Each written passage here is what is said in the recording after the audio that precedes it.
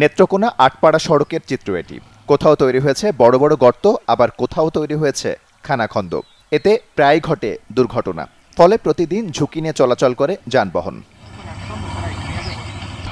এই পথে যাতায়াতকারীরা জানান, কয়েক বছর ধরে বেহাল দশা সড়কটির। এটি সদরের সাথে যোগাযোগে সবচেয়ে কম দূরত্বের রাস্তা হলেও বিকল্প পথে ঘুরে যাতায়াত করেন তারা।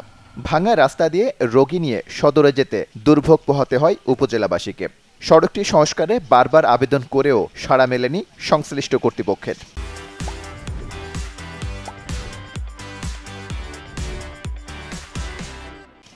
2 বছর যাবৎ রাস্তাটা খুবই খারাপ। আমরা যাতায়াত করতে খুবই সমস্যা হইতেছে। রাস্তার কোনো কাজের কোনো ব্যবস্থা নাই গে ভাই। সময় অনেক বেশি লাগার, ভাঙা গাড়ি নিয়ে 10 মিনিট যা 20 মিনিট লাগে যাইতে। প্রতিদিন গাড়ি ডিস্টার্ব হয় রাস্তার মধ্যে। পুরো রাস্তায় ভাঙা, যাত্রীরা কষ্ট, রুগী নিয়ে যাইতে পারি না, গাড়ি এক্সেল বিয়ারিং ভাঙা জায়গা। একজন রুগী লয়ে গেলে খুব কষ্ট হয়। এই রাস্তাটা যদি সরকারে ঠিক করে দেয় তাহলে খুব ভালো হয়, কারণ অনেক যাবৎ মেলা দিন ধরে এই রাস্তাটা অনেক ভাঙা। রাস্তাটা সংস্কারের দ্রুত প্রয়োজন, দ্রুত করতে বলে এলাকার জনগণ খুব সুবিধা হচ্ছে, চলাচলের সুবিধা। রাস্তাটির 18 কিলোমিটারের মধ্যে 9 কিলোমিটারই এমন ভাঙাচোরা। বরাদ্দ পেলে সংস্কার কাজ শুরু হবে বলে জানান উপজেলা নির্বাহী প্রকৌশলী।